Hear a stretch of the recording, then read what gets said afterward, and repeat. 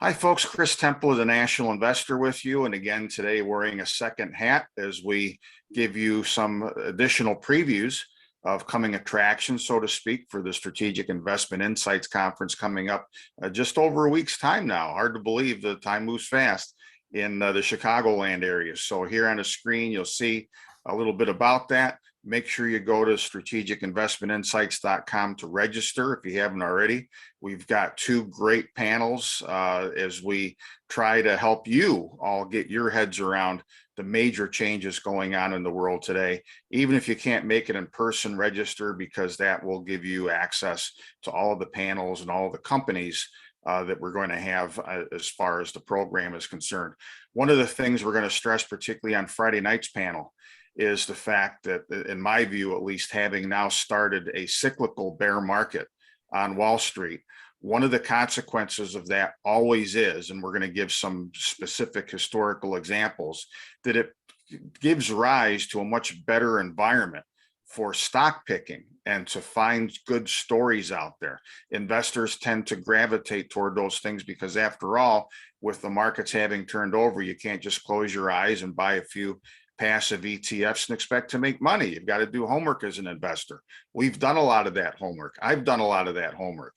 And with that said, part of that homework a while back led me to today's guest, Punit Dhillon, who is the CEO of Skye Bioscience, a company I've been familiar with for a few years. Punit, it's going to be good to have you in front of our crew because they need to hear this story.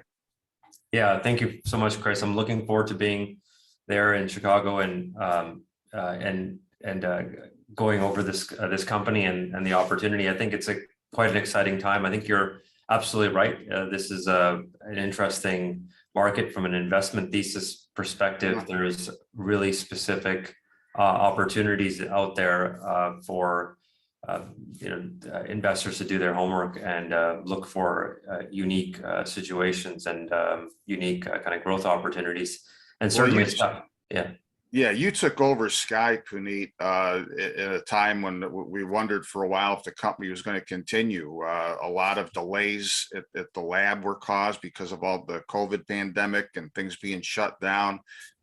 You had to get some additional money raised for the company, which you successfully did.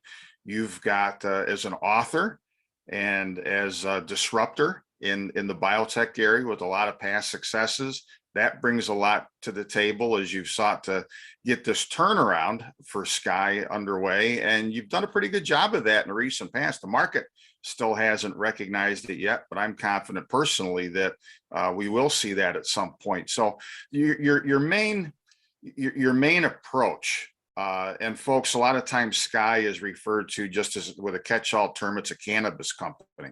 And of course, they've been up and down, and still right now, especially with the overall market weak, it's not been the best time. So you've got to pick and choose here as well.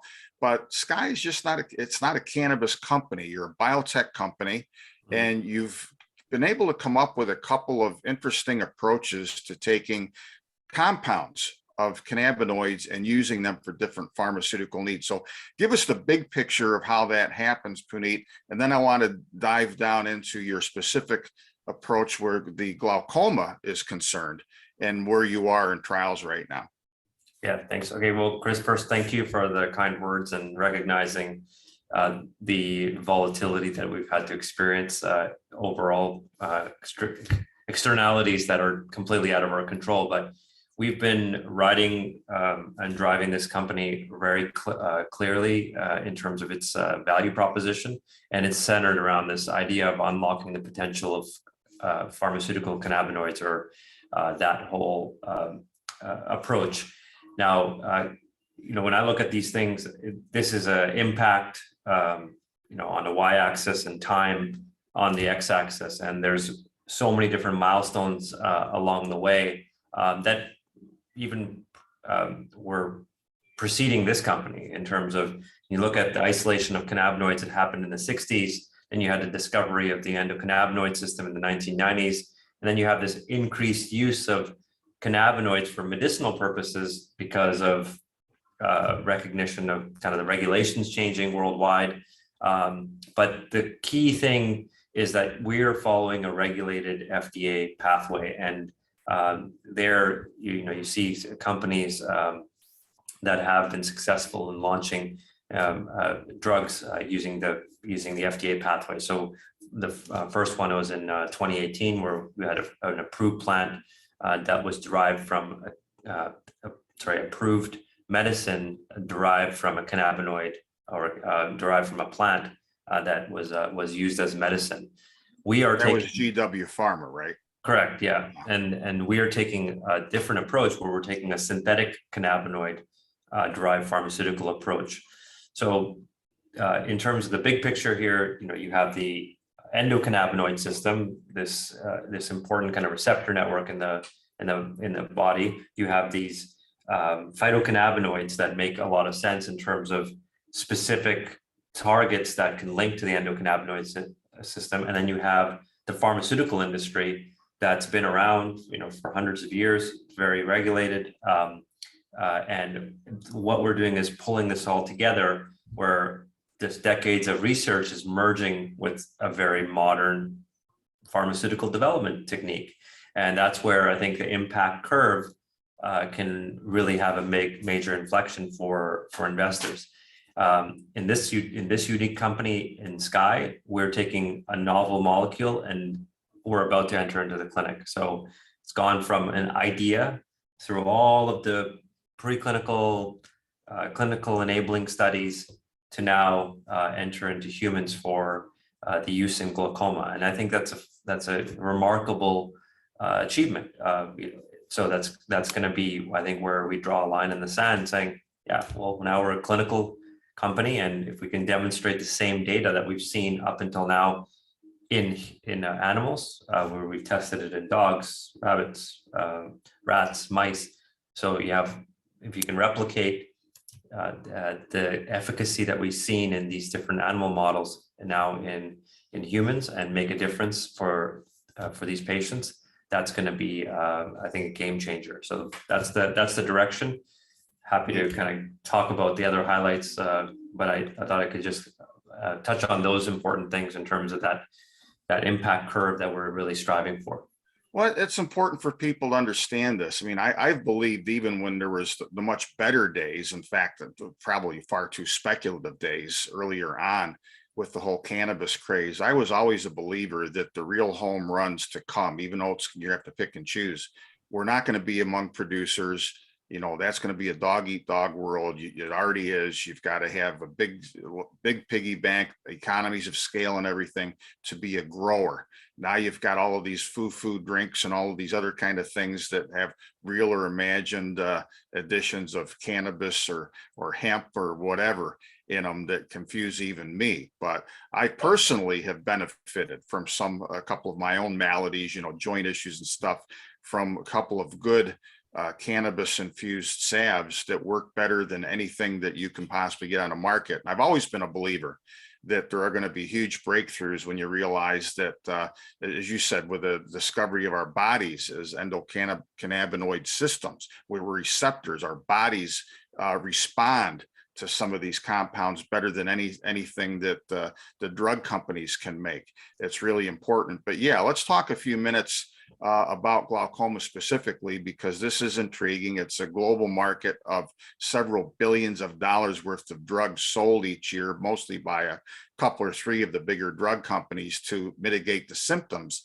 And so far in those lab results with animals, you've shown not only better efficacy, but with less of a downside as far as any deleterious effects. So tell us what got you into glaucoma and where your trials are going to be starting later, in not too many months from now, actually.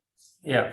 So just on that last point, I think, and this kind of answers your question as well. So when you look at cannabinoid pharmaceuticals, there's quite a large opportunity. So on a macro level, we fundamentally agree that big pharma is in a unique situation where they're constantly looking for new innovation. So there's a desperate need for new class of therapies because intellectual property continues to dry up. Pipelines need to be reinvigorated in any pharma model. That's why you saw a great deal happen in 2021 with GW Pharma getting acquired for $7.2 billion by Jazz Pharmaceuticals. Jazz already had a neurological focus, and they wanted to add on to that neurological or neurodegenerative disease component by what they were doing with the acquisition with GW. So we believe that the difference here is that there's large opportunities like that, and when you look at it macro, we're starting a new chapter really using synthetic cannabinoids. The GW model worked very well for them, but it took them 30 years to accomplish that, to establish kind of all of those important manufacturing standards that the FDA accepted for Epidiolex to get approved. Right. And it's done really well in terms of year-over-year sales. It's 510 million in 2020 or 658 million in 2021. I think that's definitely a blockbuster in its own right. We are approaching it as a different class of new drugs in terms of naturally derived cannabinoids can be significantly improved through chemistry, right? So that's why we're using synthetic cannabinoids, and it's repeatable, it's standardized, it is a novel chemical entity, and if you are showing that it works in this particular kind of application, well then kind of the sky is the limit, as we say, in terms of the different receptors we can go after or other diseases we go after. Now, coming back to your question, we've decided to really laser focus and say, okay, neurodegenerative diseases sounds like, there's a big deal that's already happened in that space. Right.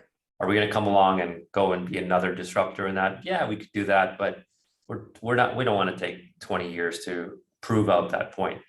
Can we do that in a very narrow focus? And the narrow focus we've chosen is ocular diseases, because the eye has, and the surrounding tissues in the eye have these important receptors that are found in the endocannabinoid system. So if we can change the biology and show that biology working in ocular diseases, well, it's not too much of a stretch to then go into other applications, because we're showing things like anti-fibrosis, anti-inflammation. We're showing these other disease modulations that are applicable in other types of diseases as well.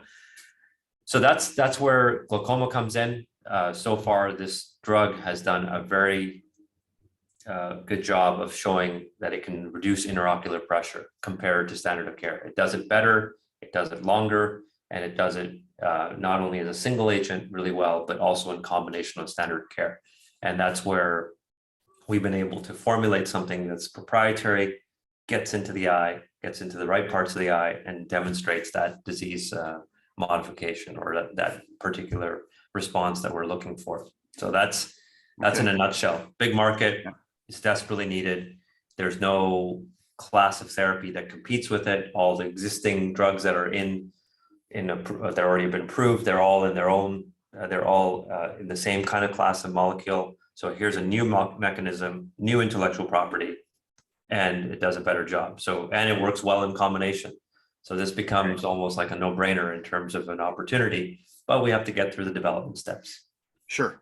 And you're going to be starting the trial process just in the next few months, correct?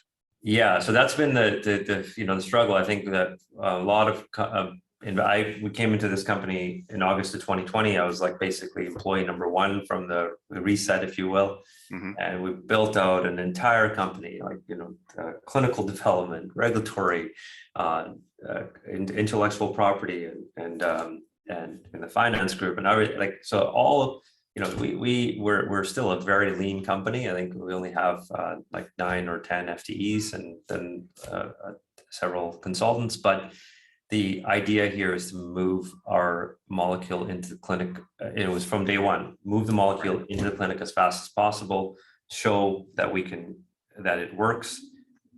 Obviously, investors that have been around with the company for five or 6 years, like they've been patient and want to see that development. And we're finally there now. So this quarter, you can look forward to us starting our clinical trial. We're really looking forward to making some announcements around that. And I guess we'll talk more about it at your conference. Absolutely. And I was just going to say that in wrapping up, Punit, thank you, that folks, you don't want to miss this story. It's one of the more compelling stories. And look, anytime, even for conservative investors, you should always have what a dear old client of mine from 40 years ago, believe it or not, always called your kind of your going to the races money. You take a part of your portfolio. For some people, it's 5%. For some, it's 55%. You know, who knows? You might be somewhere in between, but you look for stories. You look for the next Apple. You look for the next Pfizer. You look for the next Piedmont Lithium. You look for the next whatever. And you don't put all your eggs in one basket, but you don't ignore really compelling stories either. And in my view, this is a compelling one that deserves some attention. And we will learn a lot more about Skye Bioscience, its strategic investment insights. And Punit, I'm looking forward to it. And you and Bernie will be on hand for the duration. So lots of time for people to get some questions answered, even outside of your presentation too. Yeah, So absolutely. So that'll be great. All right. Well, you take care. And folks, again, don't forget, if you haven't registered already, do it. You got this and 15 other great individual stories that we're going to be portraying at Strategic Investment Insights. Don't miss it. Take care.